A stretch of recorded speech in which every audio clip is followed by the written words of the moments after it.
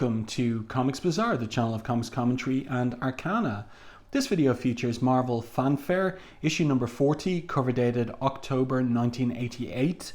My concern for this video review commentary is the second story in this volume, and that is what we're looking at now. The back cover for the second story by Claremont and Craig Hamilton. So this image is penciled and inked by Craig Hamilton. You can see that the particular era of X-Men that we're looking at here is mid-80s. So Storm is there with her leather gear and mohawk, but you can see too, she's still got her powers. So it's before issue 185 of Uncanny X-Men. And you can see that there's a ghost image in the clouds of Storm as goddess from East Africa. So this is going to be a study of Storm's character, authored by Claremont, and the title of the story inside is Deal with the Devil. Now, I'll just show you the front cover to this issue of Marvel Fanfare. That's by David Mazzucchelli. It's a story that features Angel, and I will get that to this story in another video in the future because I'm a big fan of David Mazzucchelli, and this is the last work he did for Marvel before heading off to make his own comics. So you can see here, I'll get to the opening of the story featuring Storm, that we start with a first-person monologue of Storm's. I ride the jet stream south. Typical Atlanta summer night, steam bath city, 10 miles above the earth, in the cold, clear air where only I can breathe. I soar almost as fast as man's machines can fly. So interesting ornate layouts here of Storm. We've got this upshot 3/4 profile on her face with some uplighting as well. And then we see the storm clouds reversing as the night gets darker, and on cue with the sunset, boomers, thunderstorms trying their best to drown the place. I move freely here, bending the stratospheric winds to my will. That's what we see there, with minimal effect on the sleeping world below. Tonight's different. I sense that right off. A texture to the breeze as it rakes my skin, an essence that marks it as something more than natural and wakes the huntress in me. Soon, or she'll be here soon, the arrogant witch, and the fun will begin. Now, what I'm not 100% sure of is this the first person monologue of the antagonist that we're going to see shortly? Or is this still Storm's monologue, or do we have a braiding of the two? We have Storm's in the pink shaded captions, and then the other characters in the bordered captions with the yellow background. Could be. I think so. The more I think about it now, the more I think that that is the case.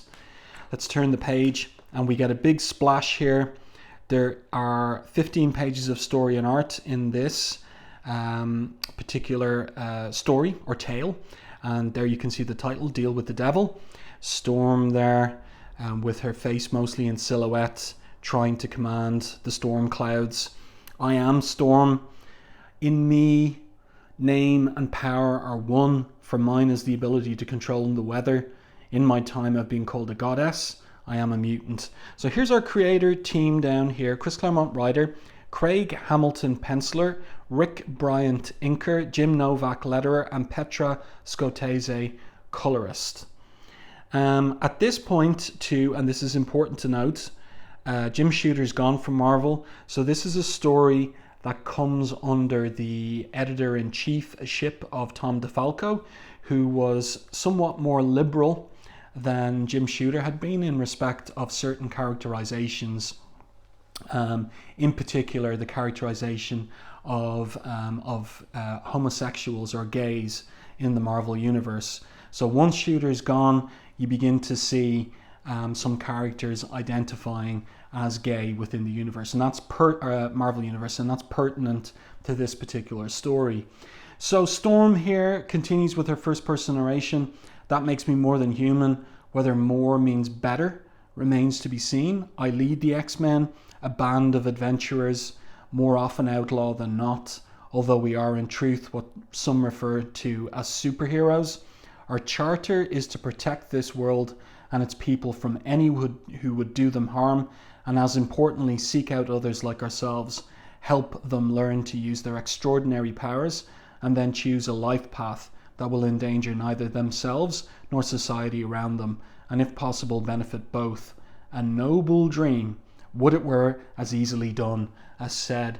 So you can see here that Craig Hamilton is keeping the layout interesting in terms of the shot sizes of Storm. We've got a full figure shot here, kind of a mid shot. Then we've got a distant shot of her dropping down to ground level. Then a close up on her the side profile of her face and the uplighting there as well as she descends to earth. And then we're into, it is the other figures first person narration. She's such a princess is the Wind Rider, Grace personified, makes the best of the rest of us look like club-footed clods, Little Miss Perfect, and yet I've noted a wild streak in her. So that's what's been coming out of Storm's characterization since she killed one of the Brood during the Dave Cockrum, Paul Smith Brood storyline, and subsequently in Japan when she was running with Yukio, and when the X-Men went to Japan for Wolverine's wedding to Mariko Yashida, the wedding that never took place. And then back into the first person narration. That's why I set our meeting here. Want to see if a stroll on the wicked wild side will shake her precious serenity. So Storm lands in front of this nightclub, and she enters, and she's told you're expected table 13. And then we're into her first person narration again. Too much noise, and there's an undertone to the crowd that makes me think of walking amidst a pride of hungry lions. Deep inside I react in kind. I want to bear fangs and claws to show I too am to be feared. So we've got this guy hanging out in the back of the club, and he tries to make a pass at Storm, looking to party sweets. For a party, yes, she says, but not you. And then he shoots back, you're lost, change your mind, I'll be waiting. In superficial form, look and costume, we appear much alike, in substance not at all. So even though Storm is wearing leathers that look somewhat like this guy with his nipple ring there, she is in substance not of his moral character at all. But this is Claremont exploring the light and shade of Storm's character and shadow potential, which is a favorite perspective of his, in particular on his female characters. So continuing then, who's saying this? Which is more disturbing, our similarities or differences? And then we're into the antagonist's narration. We're both hunters. Thing is, I know it. She's still learning, not much of an edge. I've bet the world on less. So another staff member, or the one at the coat check, says to Storm that table 13's in the next room. Your sister's already there? So Storm walks in, she's confused. I have no sister. But then, how was the waitress to know? The woman she referred to as a metamorph, it's Mystique. And so Mystique has mischievously, darkly taken on Storm's form there to mock her with and rile her up and get a rise out of her. Rolling Thunder, it's been Mystique's first person monologue, on the other hand from Storm's.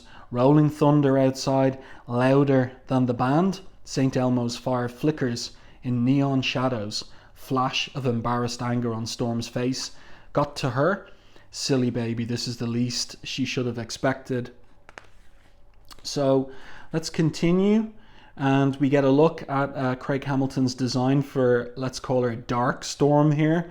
And you can see it's a very 80s haircut, reminiscent of oh gosh, don't tell me I'm going to forget her name, Grace, the singer and model.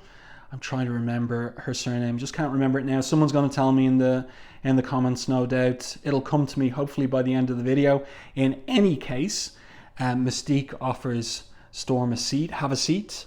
Aurora, surely you didn't expect me to appear in public wearing my own face. The leader of the Brotherhood of Evil Mutants is an internationally notorious terrorist.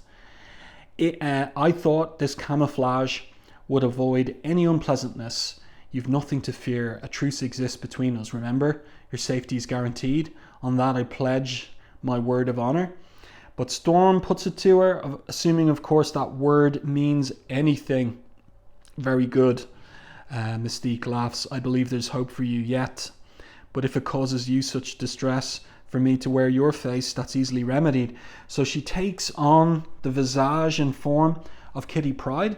And I always wonder at this, how is it if Mystique's mutant power is that of a metamorph, that she can change her flesh to look anyhow or any way she imagines? How is it that the costumes change and the jewellery too? So now we've got a Star of David there for Kitty, and of course Storm is aghast. Kitty Pryde, stop it, Mystique, play with me if you must, but leave the child out of this. So Mystique changes back to Storm, and with a kind of like a David Bowie Nazi look as well. And of course there's an obscenity in the transformation and provocation of the Star of David into a Nazi swastika. I seem to have struck a nerve. So of course that's what Mystique has been up to all along. Perhaps then you should have left well enough alone. And continuing with Mystique's first person narration, she says to herself, she masks her fury well. And I wonder, how far can I, dare I? And Storm interjects, get to the point, woman. And you can see how her pupils have narrowed into cat's pupils, like a predator, like a lion herself. And the lightning cracks outside and the storm breaks, drowning these revelers before they enter the club. So interesting layouts as well there. We've got a kind of a spire, or a kind of like a reverse S layout. You summon me, why? Asks Storm. And Mystique is enjoying herself, all in good time. First, darling, control yourself. You're frightening the humans. And she thinks to herself, and I must admit, not only them. So Mystique knows that Storm is on a whole power level much, much more deadly and dangerous than she. So she's got to be careful not to push Storm too far. Silence between us for a time, thinks Storm in her first person monologue, as I pull deep within myself to calm my rage and the tempest it spawned. But it takes an effort. I find myself less and less willing to exert. So she is losing it from all the provocations. And then on the other side of the table, this dark mirror image, wearing these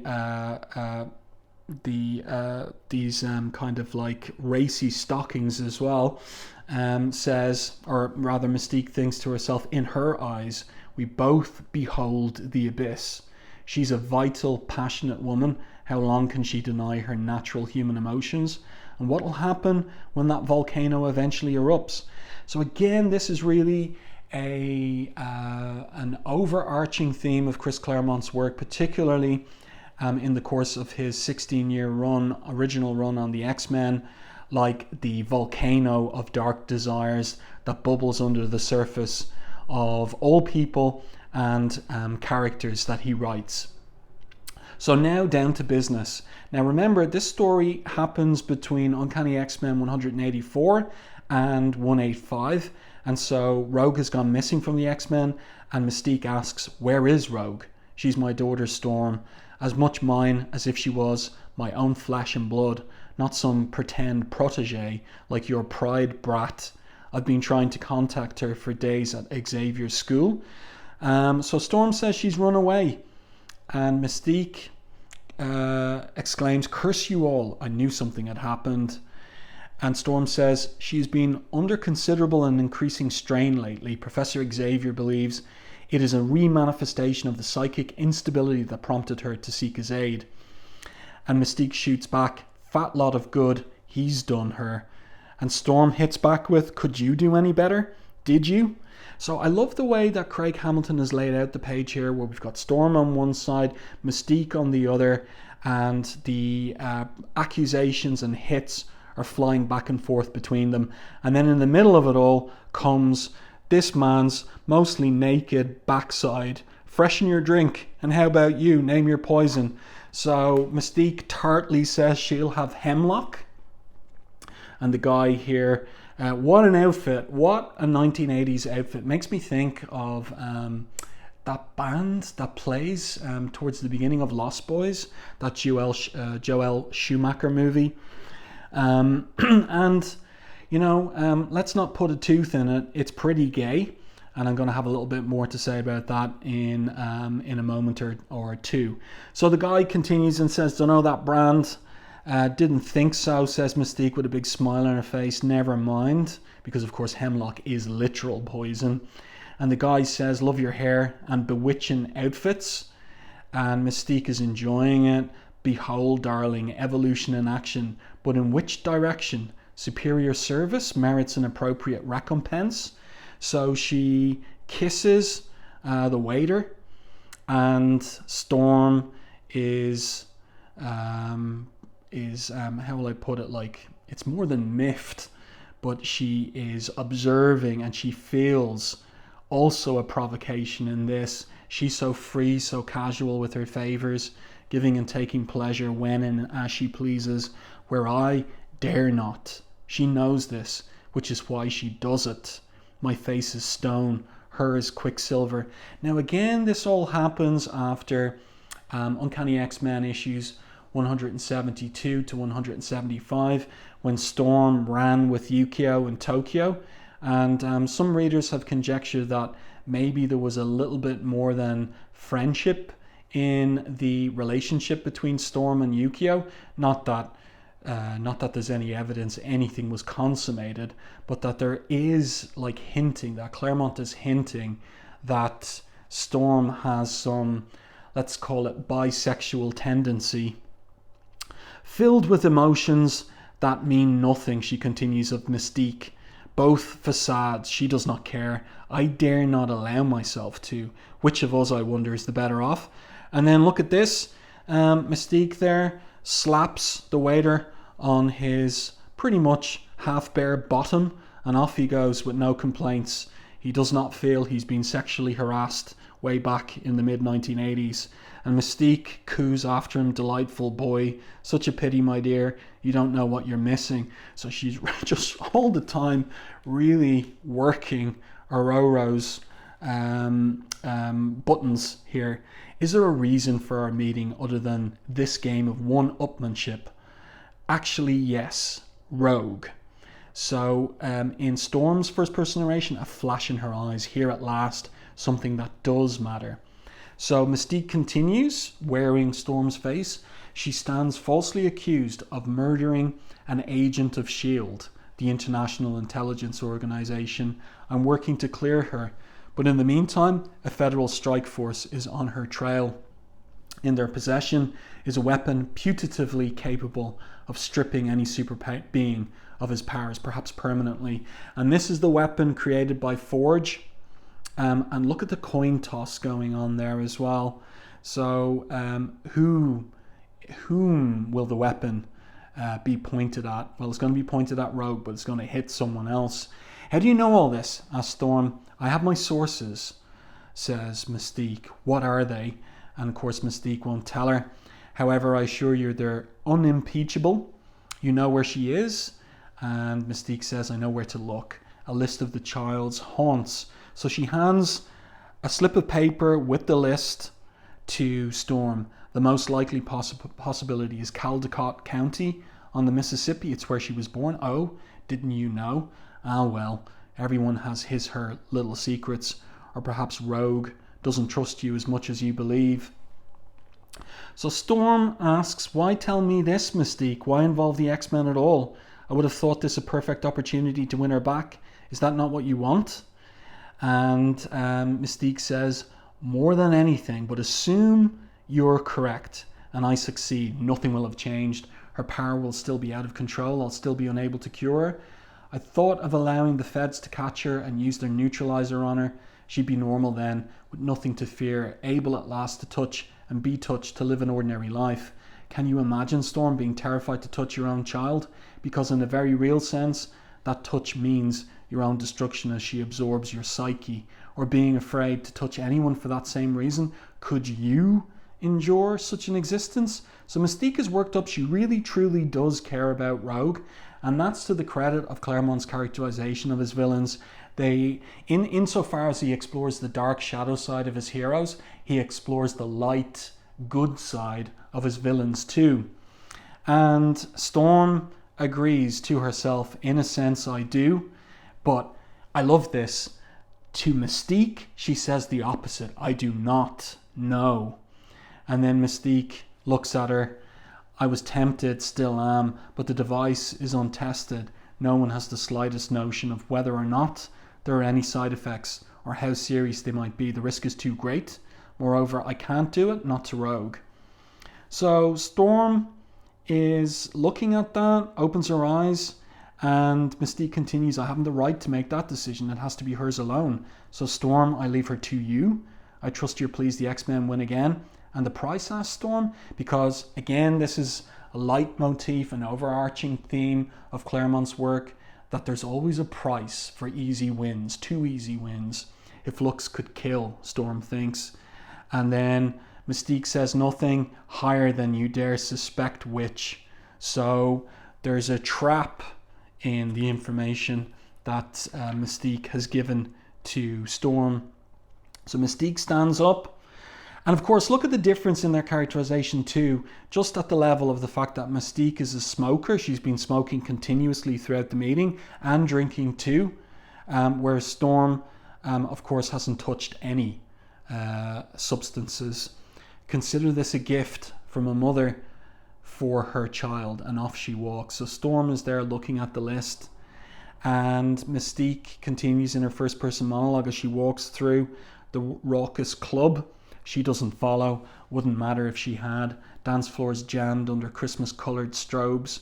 With each step, each flash of darkness, I switch shape, colour, gender, style. I'm Quicksilver, totally different from one heartbeat to the next, impossible to hold. So we see the different guises she takes. Storm, a butch man, an Asian woman, a blonde, and then a redhead, with the spider print cameo, or what's it called, like capri pants, almost like she's supposed to look a bit like Mary Jane Parker. I should follow, thinks Storm, but she doesn't. She's looking at the list. Mystique stands among the X-Men's deadliest, most implacable foes, but in honor I can no more violate our truce than I can abandon Rogue, even though I know it is a trap. That is the problem with the mantle of responsibility. Once assumed, it forever threatens to destroy you. Yet if ever denied, that act will most assuredly destroy your soul, that which gives life its meaning. A hard path, but the only one I know to follow. So that is why Storm is a hero, despite her engagement with darker aspects of her potential character. She waits at a corner table, elegant as always, as beautiful today as when we first met. This is Mystique's first person monologue. I behold her in the flesh. She sees me only in her mind's eye. I've always wondered which of us was the most fortunate. And then over she comes, looking with this beehive hairdo, a look straight out of the 1960s. Hiya, Granny, she says mischievously. Hey, ain't you, like a wee bit old for this joint? No more so than you. Mystique. So, who is this? Of course, it's Destiny. Curses foiled again. I'm a precog raven. I see the future. Oh, this should be a separate speech balloon here. I see the future. I knew when you would rejoin me, and in what incredibly outlandish form before we entered this establishment. Raven, did you warn Storm of my prescient vision that whoever goes to Rogue's aid will suffer the fate meant for her? So Mystique says, don't be absurd, Irene. Of course not. And Destiny says, Raven, and Mystique comes back, that was a perfect opportunity to both save my daughter and cripple my foremost enemies? How could you have expected me to pass it by? Besides, with your power, you must have known my intentions. And Destiny says, yes, yet you did nothing to try to stop me. And Destiny cries, you and Rogue mean more to me than Storm. I could not bear the thought of either of you being hurt. I was too cowardly. And Mystique, with a look, an expressive look of actual caring, says, you're no coward. Stronger by far than me, most times. And even if you were a coward, I wouldn't cherish you any less. Still, even as I wipe away her rare tears, I sense deeper meanings to her words, a secret desperately hidden, and wonder if I should dare pry. So Destiny says, wheels within celestial wheels, Raven. By saving Rogue today, we may condemn her tomorrow. By condemning Storm, we may doom the X-Men and thereby save the world. And this is a telescoping far in advance of the fall of the mutants and the death of the X-Men in Dallas, Texas. Storm losing her powers via Forge's weapon, and then the love affair between them that ultimately proves the victory over the adversary. Worse fates, worse outcomes. Can you tell for sure? Nothing is certain, says Destiny, until it happens. Then let the future take care of itself. For the present, my love, Raven Darkholme and Irene Adler, have more important concerns. And so they waltz in the middle of the raucous dance club. But of course, this is 1988, and this is pretty much telling readers with eyes to see and ears to hear, that Destiny and Mystique are a couple, and that they're lovers, and that their love is not, how shall I put it? It involves gender bending and homosexual desires. So, something that was not possible when Jim Shooter was editor-in-chief, but a new possibility that's opened up for Claremont and other creators at Marvel with Shooter's departure and the more accommodating Tom DeFalco taking over as editor-in-chief. And then Mystique all the while is exulting over what is coming for Storm. We're both hunters, Storm and I, but she hunts and fights solely to survive, whereas my goals always been to win. Challenging me is like dueling the devil. No quarter asked and less given. And tonight, despite Destiny's misgivings, I feel that I've won everything. And so she's exulting there in her victory. So intriguing stuff.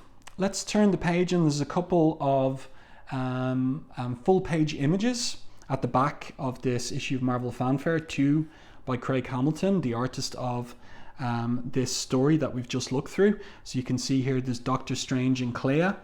That's a really well done one by him. And then over here again we've got Kazar and Shanna the She-Devil and Zabu. But have a look at the image there of Kazar and tell me if you don't find the pose a little intriguing and maybe not what you're used to. Where does your eye go? Doesn't it go exactly to Kazar's behind? Well, the last point I want to make about Craig Hamilton is that he was an artist primarily associated with DC, working on titles like Aquaman, Fable, Sandman, for example, and that a year after this issue came out in 1989, he was one of the earliest mainstream comics creators to come out as openly gay. So my sense is that Claremont was aware of that information, and that was part and parcel of the reason that Craig Hamilton agreed or was interested in drawing the prior story and contributing these spot illustrations with the spotlight on Kazar's behind. By the way, I really like the way that Zabu is drawn there as well, and the kind of the rendering of his fur. That's really well done. So 2 other images there, one by Kent Williams of Namor, and one here of Elektra. It's not by Bill Sienkiewicz. I think the artist's name is, I hope I'm not wrong about this, Ben Parsons maybe. I could be wrong about that. But 2 nice painted images to conclude the issue. So I do hope that you enjoyed this review and commentary on Marvel Fanfare issue number 40, Deal with the Devil. A very interesting character piece concerning Storm, but also Mystique, and one that makes pretty much explicit the exact nature of the relationship between Mystique and Destiny. Let me know your thoughts on this one in the comment section. If you enjoyed my review and commentary, please like and share the video. It really does help the channel. And if you haven't done so already, subscribe to the channel and stay tuned for more content like this.